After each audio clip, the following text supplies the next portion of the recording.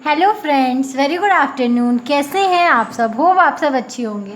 जैसा कि आपको पता है, आज हम 5 अगस्त 2020 जैसा कि दिन है आज वेडनेसडे का, डेली करंट अफेयर्स यूपीएससी के पर्सपेक्टिव से पढ़ने जा रहे हैं। ठीक है, तो आइए देख लेते हैं आज की न्यूज़। फर्स्ट न्यूज़ क्या है? ठीक है, तो grant of permanent commission to women officers in Indian army.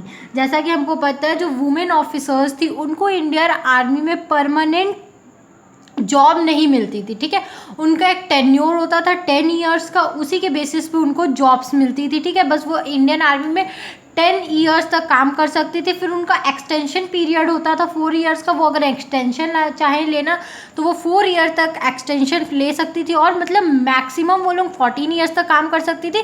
फिर उनको रिटायरमेंट लेना ही पड़ता था। ठीक है, तो लेकिन अब ऐसा नहीं है। अब उनको परमानेंट कमीशन मतलब परमानेंट ग्रांट मिल गया है। ठीक है, कि अब वो अपनी पूरी, जब तक रिटायरमेंट एज नहीं होती है तब तक क्या कर सकती हैं, इंडियन आर्मी में काम कर सकती है। ये इसका कंटेक्स्ट देख लेते हैं क्या कहता है।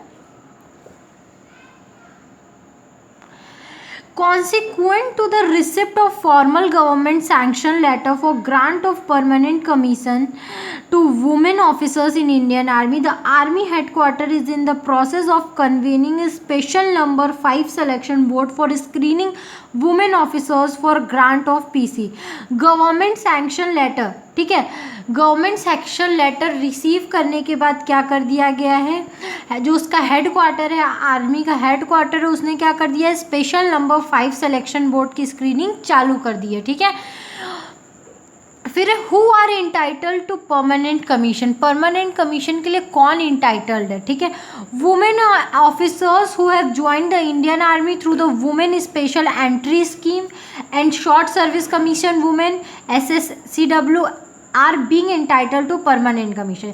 जो भी लोग ये दोनों तरीके से एक आर्मी में भर्ती हुए हैं वो लोग क्या है, अब इस चीज़ के लिए एलिजिबल है कि वो अपने पूरे एज तक के लिए क्या कर सकते हैं, आर्मी को सर्व कर सकते हैं। ठीक है, what does permanent commission means. अब परमानेंट कमीशन का मतलब क्या होता है? ठीक है, तो अब permanent commission means a career in the army until one retires. ठीक है, परमानेंट कमीशन का मतलब यही होता है कि आप अपनी पूरी एज, जब तक रिटायरमेंट एज नहीं आती है तब तक क्या कर सकते हो, आर्मी को वो अपना एज सर्व कर सकते हो। ठीक है, if one get selected through permanent commission one has the option to serve the country up to the full age of retirement.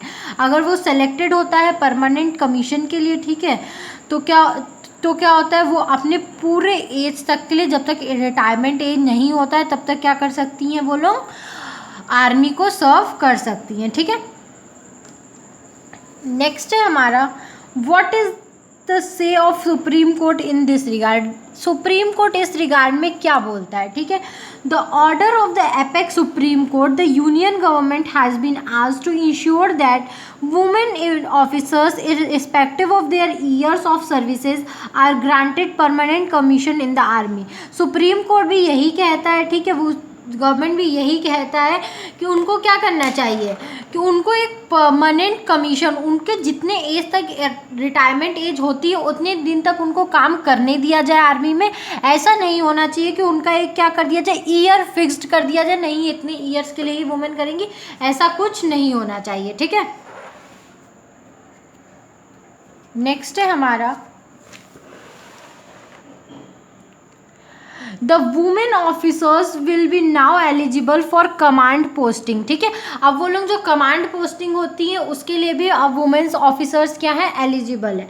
The SC bench observe that there could not be absolute exclusion of women officers for command assignment and that they should be considered on a case by case basis. जैसे कि command officers जो होते थे उनमें क्या होना चाहिए, women officers को एक्सक्लूड नहीं करना चाहिए। अगर एक्सक्लूड करना है तो जैसे अगर उनके में कोई कमी है, अगर वो उस पोस्ट के लिए एलिजिबल नहीं है, उस बेसिस पे करो, किसी पर्टिकुलर केस के लिए करो। ऐसा नहीं कि हर वुमेन के लिए एक रिस्ट्रिक्शन बना दो, ऐसा नहीं होना चाहिए। ठीक है, इसका इन नोट देख लेते हैं। ठीक है, आइए सम अप करते हैं इसको। तो last year women officers were granted permanent commission in all 10 non combat branches of the army. ठीक है, लास्ट ईयर ही क्या कर दिया गया था, वुमेन ऑफिसर्स को परमानेंट ग्रांट दे दिया गया था, परमानेंट कमीशन दे दिया था, किसमें, जो 10 नॉन कॉम्बैट ब्रांचेस हैं आर्मी की उसमें। ठीक है, there was however no option to allow women in combat roles like infantry, unarmoured mechanized infantry, aviation and artillery. ठीक है, ठीक है, अब उनको ये सब चीज़ के लिए भी अलाउ कर दिया गया है। ठीक है, पहले ये सब चीज़ के लिए उनको अलाउ नहीं था। नेक्स्ट न्यूज़ हमारी क्या है, P foul in India. P foul क्या होते हैं, हमारे पिकॉक होते हैं, जैसा कि हम लोग जानते हैं। ठीक है, इसका कंटेक्स्ट देख लेते हैं क्या होता है, क्या है। Their population dispersion in Kerala, a wet state, points to climate change and the drying up of formerly wet areas like the southern western Ghats। जैसे कि हम लोग जान रहे हैं कि जो पिकॉक्स होते हैं वो क्या होते हैं, जो ड्राई एरिया होते हैं, ठीक है, ड्राई डिसिडियस फॉरेस्ट होते हैं उसमें पाए जाते हैं। जैसे कि हमारा राजस्थान होता है, ठीक है, ये सब हरियाणा, ये सब जगह पे हमारे पिकॉक पाए जाते हैं। लेकिन अभी एक नया केस देखने को मिल रहा है जो केरला है। केरला में पिकॉक की पॉपुलेशन बहुत तेज़ी से बढ़ रही है, और जबकि केरला हम लोग जानते हैं क्या है, एक ठंडी जगह है, वेट प्लेस है। ठीक है, लेकिन वहाँ पे क्या हो रहे हैं, पिकॉक के पॉपुलेशंस बढ़ रहे हैं। ठीक है, तो देख लेते हैं what is P foul. P foul क्या है, जैसा कि हम लोग जानते हैं पी फाउल पिकॉक को ही बोलते हैं, लेकिन इसमें देख लेते हैं क्या कंटेक्स्ट बोल रहा है। P foul is an Indian bird named peacock. ये एक इंडियन बर्ड है जिसका नाम है पिकॉक भी बोलते हैं और पी फाउल भी बोलते हैं। The Indian peafowl is a native of India and some part of Pakistan and Sri Lanka. ठीक है, जैसा कि हम लोग जानते हैं ये नेटिव होता है किसका, पाकिस्तान और श्रीलंका का होता है। ठीक है, मतलब पाकिस्तान और श्रीलंका में भी ये पाया जाता है। ठीक है, क्योंकि हम लोग जानते हैं कि ये हमारे पाकिस्तान और श्रीलंका वेस्टर्न पार्ट्स में क्यों चला जाता है, ठीक है, और सदर्न पार्ट में चला जाता है क्यों, क्योंकि ये उड़ नहीं सकता है। और हमारा ईस्टर्न पार्ट और नॉर्दर्न पार्ट में जैसा कि हम लोग जानते हैं हिमालय पोर्शन है, तो ये हिमालय पोर्शन को क्रॉस नहीं कर पाता है, इसलिए उधर साइड नहीं जा पाता है। और इधर साइड हमारे पाकिस्तान और सदर्न साइड हमारे कोई भी हिमालयाज नहीं है, तो ये इसको क्या कर लेता है, आराम से क्रॉस कर लेता है। The Arakan Hills prevented their spread further east while the Himalayas and the Karakoram did so northward। ठीक है, जैसा कि हम लोग जानते हैं नॉर्थ में और ईस्ट में काराकोरम जो रेंज है, ठीक है, अरक्कन हिल्स है, काराकोरम, इसकी वजह से क्या होता है ये उधर साइड ईस्ट साइड नहीं जा पाते और नॉर्थ साइड भी नहीं जा पाते हैं। ठीक है, What is the condition of P foul in India. अब पी फाउल की कंडीशन इंडिया में क्या है, ठीक है, ये जानना हमें बहुत ज़रूरी है। As our national bird the peacock has the utmost level of legal protection. ठीक है, जैसा कि हम लोग जानते हैं पिकॉक हमारा नेशनल बर्ड है, तो इसको एक अलग स्तर का क्या दिया गया, लीगल प्रोटेक्शन दिया गया है। ठीक है, कि इसको कोई भी मारेगा नहीं, उसके पीछे क्या एक्ट्स बने हुए हैं, ठीक है, इसको लीगल प्रोटेक्शन दिया हुआ है। इट कम्स अंडर सेक्शन 51, ठीक है, 1A of schedule 1 of the wildlife protection act 1972 with imprisonment that may be extended up to 7 years along with a fine that shall not be less than ₹10,000। जैसा कि हम लोग जानते हैं schedule 1 wildlife protection act 1972 के अंदर इसको legal protection दिया गया है। ठीक है, इसमें क्या, अगर हम पिकॉक को मारते हैं तो हमें 7 साल तक की जेल भी हो सकती है, या तो हमें 10,000 का फाइन भी हो सकता है, या तो अगर कोर्ट का मन करेगा तो वो हमारे पे दोनों भी लगा सकता है। ठीक है, what are the causes of their decline. अब इसके डिक्लाइन का कारण क्या है, क्यों ये घटते जा रहे हैं दिन पे दिन। ठीक है, the primary cause of their decline was poaching. Our laws allow the collection of shed feathers of peacock, but once the feathers are being used on artefacts on other item it is difficult to जज whether they were shed और pulled out. Poaching, जैसे कि poaching मतलब हम उनको क्या कर रहे हैं, उनके पंख को पोच कर रहे, खींच रहे हैं, ठीक है, निकाल रहे हैं, इस वजह से वो क्या हो रहे हैं, मरते जा रहे हैं। जैसा कि हमारे लॉज ने ये बोला है, ठीक है, हमारा लॉ ये बोलता है कि हम क्या कर सकते हैं, जो शेड किए हुए हैं, जो उनके जो होते पंख होते हैं, फेदर होते हैं, जो वो गिर जाते हैं, उनको हम कलेक्ट कर सकते कि उसका यूज़ कर सकते हैं। लेकिन क्या, जब हम उसके क्या करते हैं, शेड को यूज़ करते हैं, शेड किए हुए पंख को हम लोग यूज़ करते हैं, तो हम ये जज नहीं कर सकते कि वो शेड किया हुआ है या वो खींचा हुआ है। ठीक है, वो लोगों ने तोड़ा है। ये कोई भी जज कर सकता है? नहीं, ये कोई भी जज नहीं कर सकता। तो इसी का लोग क्या करते हैं, गलत फायदा उठा के उनके पंख को तोड़ लेते हैं। ठीक है, नेक्स्ट है हमारा peafowl have been mercilessly killed all over Rajasthan, Haryana and the peripheries of Delhi। पीफाउल को जो है क्या राजस्थान, हरियाणा और दिल्ली के पेरिफेरीज में क्या किया जा रहा है, एक लार्ज स्केल पे किल्ड किया जा रहा है, मारा जा रहा है। Once a rich peacock belt, peacock were killed in the higher number than peahens, giving rise in skewed population. जैसा कि हम लोग जान रहे हैं कि हमारे इंडिया में जो ये 3 एरियाज है, यहाँ पे पीहिंस ज़्यादा पाई जा रही है, मोरनी ज़्यादा पाई जा रही है पिकॉक से। क्यों? क्योंकि पीहिंस में क्या होते हैं, फेदर नहीं होते हैं। ठीक है, ये इस बात का सबूत है कि उनके जो फेदर के लिए उनको क्या किया जा रहा है, मारा जा रहा है। ठीक है, demand for their feather also increases before festival like Janmashtami. जैसा कि हम लोग जानते हैं कि ये एक इंडिया है कृष्ण भक्त, जैसे यहाँ पे लोग हैं, मतलब हम लोग भी कृष्ण भक्त हैं, ऐसा नहीं है, कृष्ण को बहुत माना जाता है। तो जैसे कि जब जन्माष्टमी आती है तो उस टाइम क्या होते हैं, इनके फेदर के डिमांड्स बहुत ज़्यादा बढ़ जाते हैं। तो लोग क्या करते हैं, एक उच्च स्तर पे इनके फेदर्स को तोड़ने लगते हैं, जिसके वजह से क्या होता है, इनकी मृत्यु हो जाती है, ये मर जाते हैं। ठीक है, due to their wide biogeographical spread they are generally killed outside protected area. जैसे कि इनको क्या कि जैसे इनके लिए कोई प्रोटेक्टेड एरिया तो बनाया नहीं जा सकता, जैसे कि ड्राई एरिया राजस्थान है, पूरा हरियाणा, हर जगह को तो प्रोटेक्टेड एरिया बनाया नहीं जा सकता। इस वजह से इनको क्या किया जा रहा है, बहुत लंबे स्तर पे मारा जा रहा है। ठीक है, स्प्रेड ऑफ पी फाउल देख लेते हैं, पी फाउल कहाँ कहाँ स्प्रेड है, फैले हुए हैं। ठीक है, over the span of last 20 years bird watchers in Kerala have been noticing India peafowl in their region, a dry land bird in a wet state। बहुत 20 साल से लगभग जो क्या है, बर्ड वॉचर है, जो अपने शौक के लिए क्या करते हैं, बर्ड्स को वॉच करते हैं, देखते हैं, नोटिस करते हैं। उन्होंने ये देखा है कि क्या कर रहे हैं, पिकॉक की जनसंख्या केरला में बढ़ती ही जा रही है। जो बर्ड हमें एक गर्म जगह पे देखने को मिलता था, वो एक ठंडे जगह पे देखने को मिल रहा है। ठीक है, according to the state of bird report 2020, more than 50% of Indian bird species have shown a decline trend. ठीक है, जो कि हमारे स्टेट बर्ड रिपोर्ट है 2020, उन्होंने बताया कि 50% से भी ज़्यादा हमारे बर्ड की स्पीसीज खत्म हो गई हैं। ठीक है, except peafowl and house sparrows that have increase dramatically over the last few decade. लेकिन ये जो 2 प्रजातियां हैं, पी फाउल और हाउस स्पैरो, जो छोटे छोटे पक्षी होते हैं, वो लोग क्या हो रहे हैं, वो लोग का क्या हो रहा है, बढ़ता ही जा रहा है, ड्रामेटिकली वो लोग बढ़ते ही जा रहे हैं, जैसा कि हमने केरला में देखा है। ठीक है, what is the concern now. तो अब ये तो अगर बढ़ रहा है तो अच्छी बात है ना, तो इसमें कंसर्न की क्या बात है, घबराने वाली क्या बात है। तो घबराने वाली बात ये है, their expansion to newer region may appear to be good news, but the deeper reasons are worrying.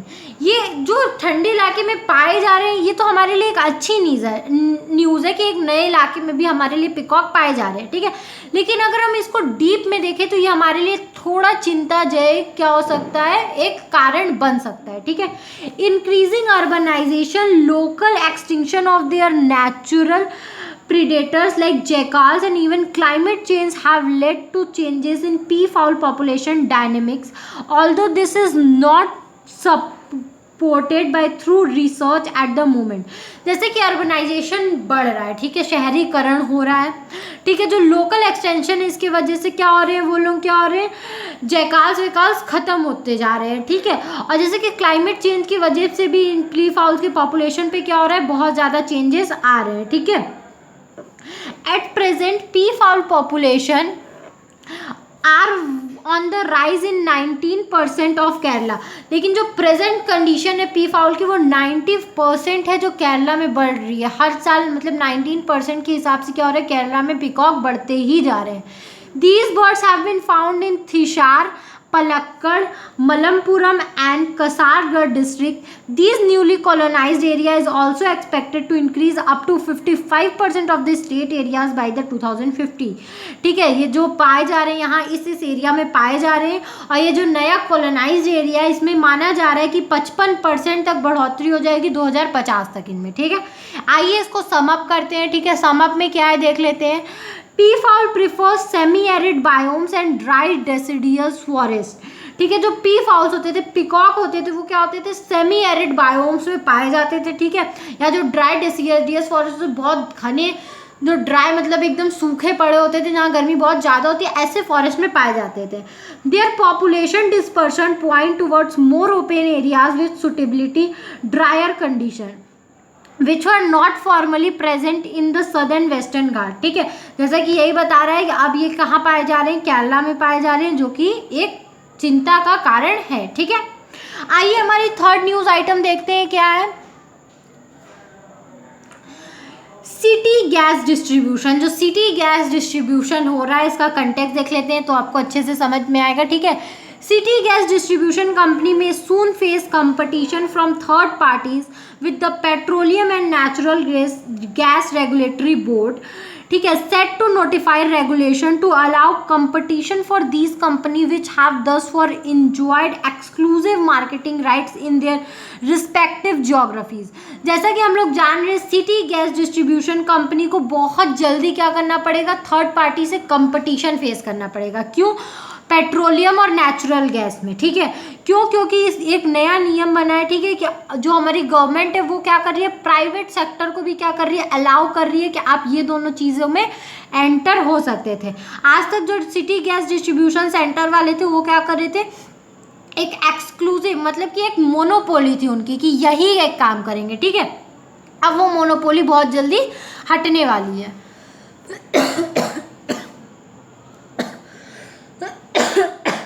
Sorry friends.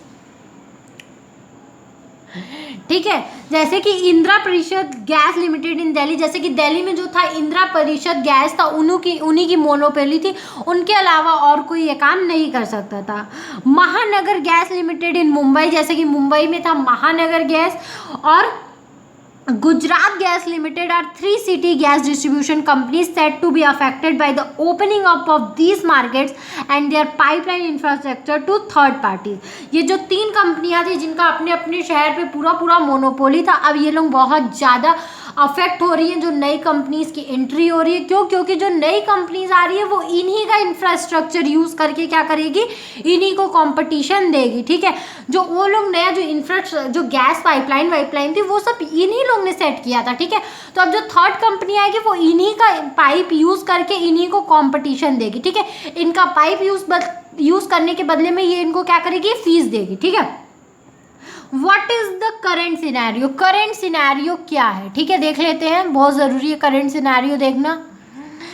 These players currently have exclusive right to lay, operate and expand gas distribution infrastructure in their respective geographies as well as market both compressed natural gas and piped natural gas।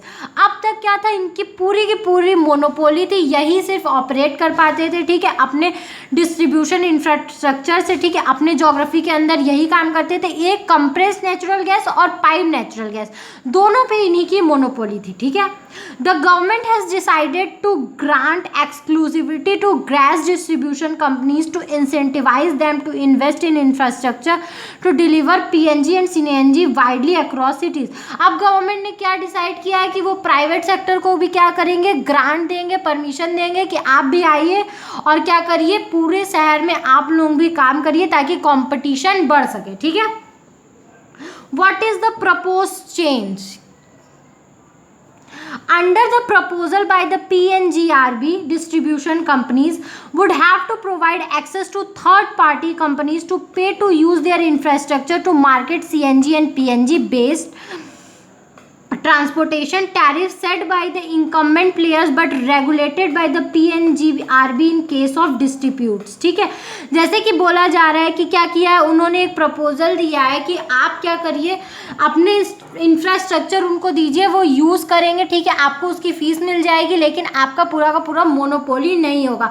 अब CNG और PNG क्या होंगे, private players भी क्या करेंगे, इसमें part लेंगे। और अगर कभी कोई डिस्ट्रीब्यूट्स होता है तो इसको रेगुलेट कौन करेगा, PNGRB इसको रेगुलेट करेगा। What is the likely impact on consumer. अब इसका कंज्यूमर पे क्या असर पड़ेगा, ठीक है, कंज्यूमर पे इसका एक बहुत बड़ा असर पड़ेगा जो कि हमें देखने को मिलेगा बहुत जल्दी अगर ऐसा होता है तो। According to experts the end of marketing exclusivity may lead to same competition and lower prices for CNG. जैसा कि हम लोग जानते हैं जब एक्सपर्ट्स के अकॉर्डिंग कहा गया है कि जो मार्केट एक्सक्लूसिविटी था, जो मोनोपोली था, वो खत्म होने की वजह से क्या हो जाएगा, मार्केट में कंपटीशन बढ़ जाएगा, ठीक है, और हमें सीएनजी क्या होगा, कम दामों पे मिलेगा, ठीक है। City gas distribution companies market CNG at the retail pump sites of states run oil marketing companies, ठीक है।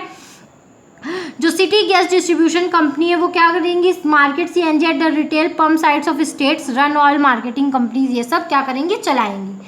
CNG sales are the most profitable market segment for city gas distribution companies with margin at around 30% of the retail price of the, ठीक है। जो CNG का क्या था, सबसे ज़्यादा प्रॉफिटेबल एक मार्केट था, ठीक है, जिसमें कि कम से कम 30% पूरा का पूरा मार्जिन क्या रखते थे, ये सिटी गैस डिस्ट्रीब्यूशन वाले लोग रखते थे, ठीक है।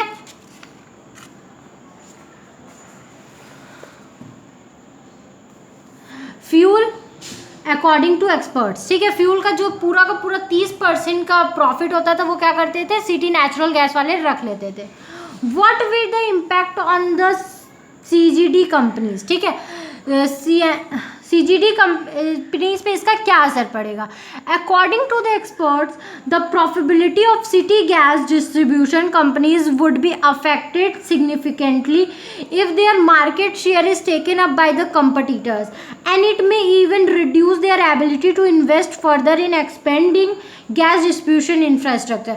क्या होगा इसका कारण, उन पे बहुत ज़्यादा असर पड़ेगा, ठीक है, क्योंकि जब कंपटीटर्स उनका मार्केट ले लेंगे, मार्केट में काम करने लगेंगे तो उनके प्रॉफिट पे बहुत ज़्यादा असर पड़ेगा और ये भी चांसेस है कि वो क्या करें, अपने आगे के इंफ्रास्ट्रक्चर पे क्या करें, इन्वेस्टमेंट करना बंद भी कर सकते हैं, ठीक है, क्योंकि उनको लगेगा कि अब तो उतना प्रॉफिट हो ही नहीं रहा तो हम इन्वेस्ट क्यों करें, ऐसा भी कुछ देखने को हमें मिल सकता है। आइए इसको सम अप करते हैं, इसका इन नोट क्या है, the CGD companies has oppose the opening up of CGD infrastructure for use of third party. जो सीजीडी कंपनीज है वो क्या कर रही है, इसको अपोज कर रही है कि नहीं, थर्ड पार्टी को हम अपना इंफ्रास्ट्रक्चर नहीं यूज करने देंगे, वो हमारे इंफ्रास्ट्रक्चर में कुछ गड़बड़ी कर देंगी तो, ठीक है। यही है हमारी फोर्थ न्यूज क्या है आज की, पार्लियामेंट्री कमेटी, ठीक है, हमारी फोर्थ न्यूज है पार्लियामेंट्री कमेटी। अब ये क्या होता है देख लेते हैं कंटेक्स्ट। जैसा कि हम लोग जानते हैं हमारे लोकसभा में 552 मेंबर्स होते हैं और हमारे राज्यसभा में 252 मेंबर्स होते हैं, ठीक है, ये ध्यान रखिएगा, आगे हम लोग पढ़ेंगे। The parliamentary committee on labour headed by Biju Janata Dal MP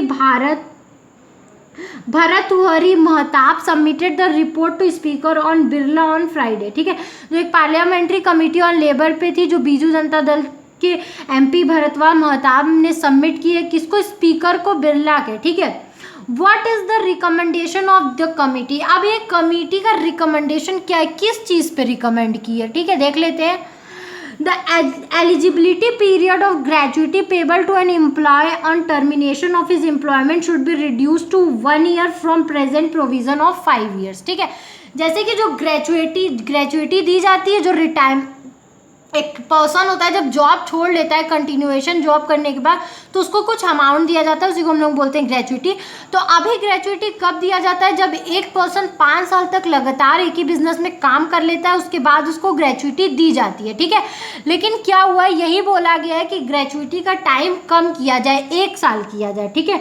also facility to be extended to all kinds of employee including contract labor, seasonal workers, piece rate workers, fixed term employees and daily monthly wages। और ये facility हर किसी के लिए बढ़ाया जाए, इन सब के लिए भी ये फैसिलिटी की जाए, ठीक है। ऐसा नहीं कि जो बड़ी कंपनियों में काम कर रहे हैं उन्हीं के लिए किया जाए, ठीक है। The committee desires that the time limit of 5 years as provided for in the code for payment of gratuity will reduced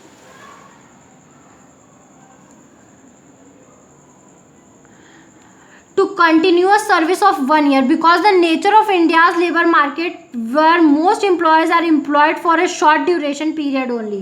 ठीक है, यही बोला जा रहा है कि आप उनका 5 ईयर से घटा के 1 साल कीजिए. क्यों? क्योंकि यहाँ पे जो है हमारे इंडिया में किस टाइप के लेबर काम करते हैं, शॉर्ट पीरियड टाइम के लेबर काम करते हैं. ठीक है, जो उनको सिर्फ किस लिए रखा जाता है, छोटे छोटे पीरियड्स के लिए रखा जाता है. इसलिए क्या करिए, अब 5 साल से हटा के 1 साल तक काम करिए.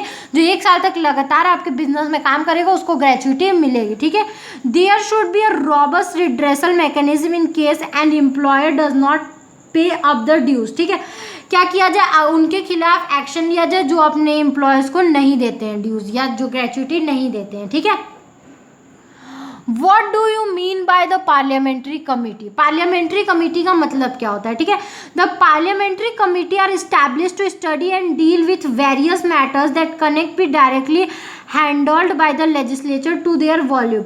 पार्लियामेंट्री कमेटी वो कमेटी होती है जिनको क्या होता है, कोई वेरियस जो अलग अलग मैटर्स होते हैं उनको स्टडी करने के लिए रखा जाता है. ठीक है, the parliamentary committees are of 2 kinds, standing और permanent committee and ad hoc committee. ठीक है, पार्लियामेंट्री कमेटी 2 तरीके की होती है जिसको हम लोग स्टैंडिंग या परमानेंट बोलते हैं, या दूसरी होती है एडहॉक कमिटीज. ये दोनों कमेटी भी देख लेते हैं क्या क्या होती है. स्टैंडिंग कमेटी हमारी होती है are elected and appointed periodically and they work on a continuous basis. ठीक है, जो स्टैंडिंग कमेटी होती है उनको हर साल, मतलब जो जिनका जितना उनका पीरियड होता है, 4 साल 5 साल 2 साल 1 साल, पीरियडिकली उनको क्या किया जाता है, अपॉइंट किया जाता है. और ये क्या होते हैं, कंटिन्यूअस बेसिस पे काम करते हैं. ठीक है, एडहॉक कमेटी क्या होती है, are created on an ad hoc basis as the need arises and they are dissolve after they complete the task assign to them. इनको क्या किया जाता है, अगर कोई पर्टिकुलर मैटर होता है, अगर कोई कंसर्न आ जाता है तो उस पे इनको क्या किया जाता है, एक कमेटी बनाई जाती है. और जब इनका काम खत्म हो जाता है, वो मैटर खत्म हो जाता है, तो ये कमेटी क्या हो जाती है, डिसॉल्व कर दी जाती है. ठीक है, खत्म हो जाती है. आइए इसको सम अप करते हैं, इसका इंड नोट देखते हैं क्या है. Parliamentary committee on labour is an standing committee. बस इसमें यही बोला जा रहा है, जो लेबर पे एक पार्लियामेंट्री कमेटी बनी है वो क्या है, स्टैंडिंग कमेटी है, कोई एडहॉक नहीं है. ठीक है, वो पहले से काम कर रही थी, उन्होंने ही क्या किया, रिपोर्ट सबमिट किया है हमारे स्पीकर को. ठीक है, नेक्स्ट हम लोग देखते हैं, नेक्स्ट हमारा न्यूज आइटम क्या है, EVIN. EVIN क्या है, हमारा इलेक्ट्रॉनिक वैक्सीन इंटेलिजेंस नेटवर्क. ठीक है, ये क्या है, इसको पढ़ लेते हैं. एक मिनट, मैं यहाँ पे नंबर डालना भूल गई, ये 5th नंबर है. ठीक है, हमारी 5th न्यूज आइटम है ये क्या है. ठीक है, तो इसका EVIN का फुल फॉर्म है इलेक्ट्रॉनिक वैक्सीन इंटेलिजेंस नेटवर्क. ये क्यों काम करेगी, strengthening immunization supply chain system in India by providing real-time information on vaccine stock and flows and storage temperature across all cold chain points. ठीक है, ये जो हमारे इम्यूनाइजेशन सिस्टम को बढ़ाने के लिए जो हमें वैक्सीन दी जा रही है, ये क्या करेगी, उन्हीं वैक्सीन्स के स्टॉक को चेक करके तुरंत क्या करेगी, हमारे स्टोरेज सिस्टम को बताएगी कि नहीं हमारे पास किस चीज़ की कमी है. ठीक है, आइए इसको एक डीप में पढ़ लेते हैं कि डीप में क्या कहना चाह रहा है. इसका कंटेक्स्ट क्या कहता है, since April 2020 8 Indian states are using the EVIN application with 100% adherence rate to track state specific COVID-19 material supplies, ensure availability and raise alert in case of shortage of 81 essential drugs and equipments. क्या करिए, अभी जो 8 Indian states है वो इसको continuously basis पे इस application को यूज़ कर रही है. ये एप्लीकेशन क्या करता है, जो कोविड-19 के मटेरियल्स हैं उनका चेकिंग करता है कि कोई शॉर्टेज तो नहीं. अगर कोई शॉर्टेज होती है, 81 एसेंशियल जो ड्रग्स हैं अभी इक्विपमेंट्स, अगर उनके में से कोई भी कमी होती है तो ये क्या करता है, तुरंत उसको अवेलेबल कराता है. ठीक है, डिटेल्स इसकी देख लेते हैं क्या बोल रहा है. The electronic vaccine intelligence network is an innovative technological solution aimed at strengthening immunization supply chain system across the country। ये क्या है, ये एक इनोवेटिव टेक्नोलॉजी है, ठीक है, जो एक अच्छी टेक्नोलॉजी है जिसका मेन एम क्या है कि जो हमारी इम्यूनाइजेशन स्ट्रेंथिंग का जो सप्लाई चेन है, ठीक है, जो वैक्सीन लोगों को दी जा रही है इम्यूनाइजेशन बढ़ाने के लिए, उसका सप्लाई चेन टूटे ना, ठीक है, और वो पूरे कंट्री में प्रॉपरली उनको लोगों को मिले, ठीक है। EVIN aims to provide real-time information on vaccine stocks and flows and storage temperature across all cold chain points in the country, ठीक है। ये क्या करेगा, ये हमें वैक्सीन स्टोरेज स्टॉक के बारे में रियल टाइम, ठीक है, अभी तुरंत में क्या स्टॉक हमारे पास अवेलेबल है उसकी क्या करेगा, तुरंत क्या करेगा उसको बताएगा, ठीक है, उसके फ्लो को बताएगा कि क्या फ्लो, किस दवाई का फ्लो ज़्यादा है, किस दवाई का फ्लो कम है, क्या चीज़ शॉर्टेज है, क्या चीज़ को तुरंत मंगाना है, ठीक है। This is being implemented under National Health Mission by Ministry of Health and Family Welfare, ठीक है, इसको किसके द्वारा इम्प्लीमेंट किया गया, national health mission of by ministry of health and family welfare, ठीक है। EVI has reached 32 states and union territories and will soon be rolled out in the remaining states and union territories of Andaman and Nicobar Island, Chandigarh, Ladakh and Sikkim, ठीक है। ये अभी 32 state तक ये पहुंच चुका है। अब ये माना जाता है कि ये बहुत जल्दी जो यूनियन टेरिटरीज है अंडमान निकोबार, चंडीगढ़, लद्दाख और सिक्किम, ये उसमें भी बहुत जल्दी क्या होगा, पहुंच जाएगा, ठीक है। यही था हमारा EVIN एप्लीकेशन के बारे में, ठीक है। इसका मतलब एक शॉर्ट एंड सिंपल कहने का मतलब ये एक एप्लीकेशन है जिसमें क्या होगा, जितने भी हमारे स्टोरेज की फैसिलिटी है, जो हमारे 81 इक्विपमेंट्स ड्रग हैं जो कोविड-19 के लिए बहुत ज़्यादा यूज़ हो रहे हैं, उनके बारे में रियल टाइम क्या करेगा, रियल टाइम हमें फैसिलिटी बताएगा, उनकी स्टॉक बताएगा कि कितना स्टॉक है और कितना कमी है, क्या फ्लो है, ठीक है। उसके बारे में हमें तुरंत ऑनलाइन न्यूज़ पता चल जाएगी, ठीक है, अगर कोई भी कमी आती है तो। नेक्स्ट न्यूज़ है हमारा, ये 6th न्यूज़ है, zero FIR your legal right. जो जीरो FIR है ये हमारी लीगल राइट है, इसी पे क्या किया गया है, कुछ क्या किया गया है, बोला गया है, कुछ रूल्स निकले हैं, ठीक है, तो देख लेते हैं हम लोग। In order to ensure that a citizen does not have to run from one police station to another to register FIR, ये ऑर्डर इसलिए दिया गया है ताकि जो हम लोग आम जनता है, हम आम पब्लिक है, हमें एक पुलिस स्टेशन से दूसरे पुलिस स्टेशन ना भटकना पड़े कोई भी FIR दर्ज कराने के लिए, ठीक है। The law has allowed any police station across the country to register an FIR as soon a cognizable offence is disclose to them, ठीक है। अगर कोई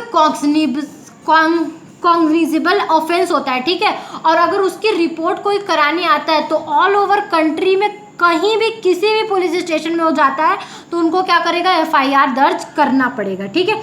the ministry of home affairs has first issued an advisory to this effect on May 10, 2013। जो हमारा ministry of home affairs है, इन्होंने इसको पहले ही इस पर एडवाइस दिया था, कब, 10 मई 2013 को, following the national commission of ministries annual report 2011-12 में that recommended among other things prompt registration of fire, जिन्होंने और भी चीज़ें क्या बोली थी FIR के रजिस्ट्रेशन को लेकर, ठीक है।